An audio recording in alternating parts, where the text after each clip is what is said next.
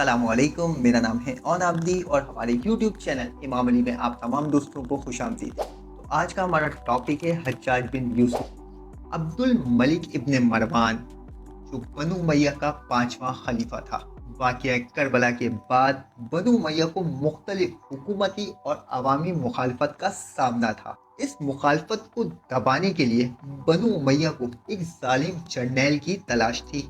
अब्दुल मलिक इब्न मरवान ने एक हुक्म जारी किया जिसमें कहा गया कि हमें एक बहादुर शख्स की तलाश है जिसे हम अपनी फौज का सिपाही सालार बनाएंगे। लेकिन सिपाही सालार बनने के लिए उसने कुछ इम्तिहानात पास करने होंगे। सैकड़ों अफराद ने बनु उमय्या के पास अपने नाम रजिस्टर्ड करवाए। अब वो वक्त आ चुका था जब इन तमाम रजिस्टर्ड लोगों ने बनु उमय्या के सख्त तरीन इम्तिहान से गुजरना था। इन तमाम लोगों को एक मुकाम पर बुलाया गया जहां पहले से कुछ लोग मौजूद थे। इन तमाम रजिस्टर्ड अफराद से कहा गया कि इनको कत्ल करो। इन अफराद में से जिसने भी ये पूछा कि इनका जुर्म क्या है उसको डिस्क्वालीफाई कर दिया, और जिसने बगैर कुछ सोचे समझे उन अफराद को कत्ल किया वो उन्होंने क्वालिफाई किया अगले इम्तिहान के लिए। अगला इम्तिहान उससे ज़्यादा सख्त तरीन इम्तिहान था जिसमें अपने दोस्तों को कत्ल करना था। यहाँ पे कुछ लोगों ने इस इम्तिहान को पास किया और कुछ लोग इस इम्तिहान में फेल हो गए। अब बारी थी तीसरे इम्तिहान की जिसमें अपने करीबी रिश्तेदारों को कत्ल करना था, जैसे कि चचा, ताया, मामू और कजन्स वगैरह। हाँ, अगर तमाम लोग फेल हो गए बचे सिर्फ 2 अफराद जिसमें एक हज्जाज बिन यूसुफ भी था। अब थी बारी सबसे मुश्किल तरीन इम्तिहान की, और वो इम्तिहान इन तमाम इम्तिहानात में सबसे सख्त तरीन इम्तिहान था, और वो था अपनी माँ का कत्ल। अब्दुल मलिक इब्न मरवान ने कहा कि तुम दोनों में से जो भी ये इम्तिहान पास करेगा उसको हम अपनी फौज की सिपाही सालारी देंगे।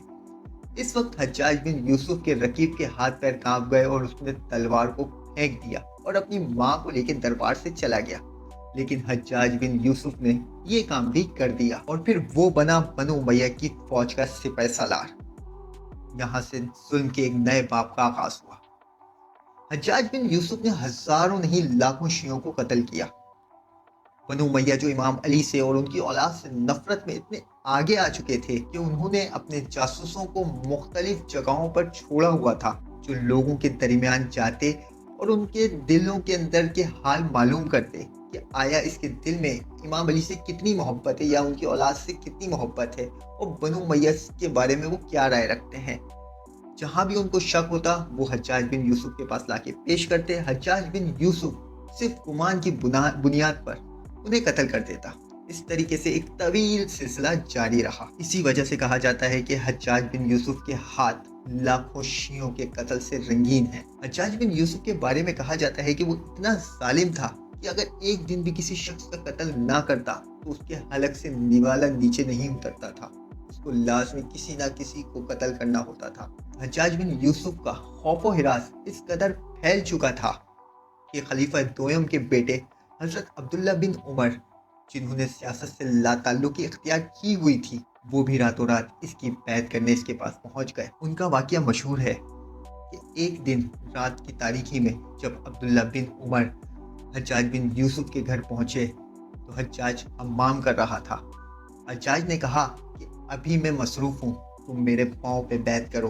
हजरत अब्दुल्ला बिन उमर को खौफ था हज्जाज बिन यूसुफ से, मजबूरन उन्होंने इसके पाँव पर बैत की और इस तरीके से इसने खलीफा दोयम के फर्जंद की तौहीन की। अब आप इस बात से अंदाज़ा लगाएं कि हजरत उमर के बेटे हजरत अब्दुल्ला बिन उमर ने इमाम अली की बैत सिर्फ इस वजह से नहीं की थी क्योंकि वो सियासत से लाताल्लुकी इख्तियार करते थे, लेकिन हज्जाज बिन यूसुफ का इस कदर खौफ था मजबूरन इसके पाँव पर बैत की।